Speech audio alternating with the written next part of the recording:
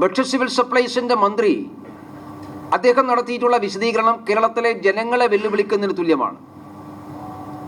വിലക്കയറ്റം കൊണ്ട് പൊറുതിമുട്ടുന്ന കേരളത്തിലെ ജനങ്ങളെ പരിഹസിക്കുകയാണ് ഭക്ഷ്യവകുപ്പ് മന്ത്രി ചെയ്തിട്ടുള്ളത്.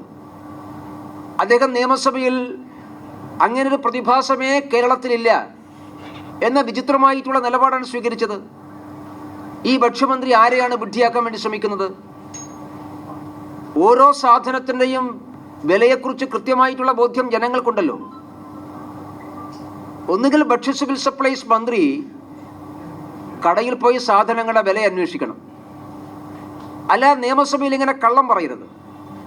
നിയമസഭയിൽ കള്ളം പറയുന്നത് ജനങ്ങളെ വെല്ലുവിളിക്കുന്നതിന് തുല്യമാണ്. അഖിലേന്ത്യാ ശരാശരിയുമായിട്ട് താരതമ്യം ചെയ്യുമ്പോൾ കേരളത്തിൽ കുറവാണ് എന്നാണ് ഭക്ഷ്യമന്ത്രി പറഞ്ഞുള്ളത്. ഇതാരാണ് അഖിലേന്ത്യാ ശരാശരി ഭക്ഷ്യമന്ത്രിയെ പഠിപ്പിച്ചത്?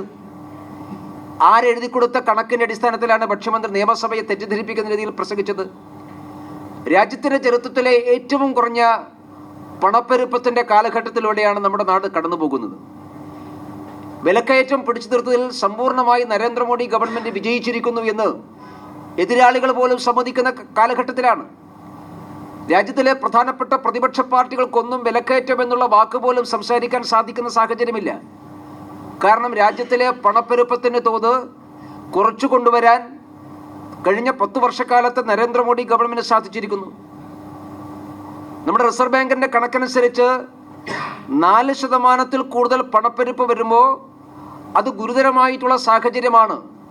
അത്തരം സാഹചര്യം ഉണ്ടാകുമ്പോൾ ബദൽ മാർഗത്തെക്കുറിച്ച് ആരായാൻ സർക്കാരുകൾ തയ്യാറാകണം, ബദൽ മാർഗങ്ങൾ കണ്ടുപിടിക്കണം എന്നാണ് റിസർവ് ബാങ്ക് പറഞ്ഞിട്ടുള്ളത്. കേരളത്തെ സംബന്ധിച്ചിടത്തോളം ഇത് 6% കൂടുതലാണ് കഴിഞ്ഞ ജനുവരി മാസം മുതൽ. കഴിഞ്ഞ കുറേ വർഷങ്ങളായി ഇതാണ് അനുഭവം.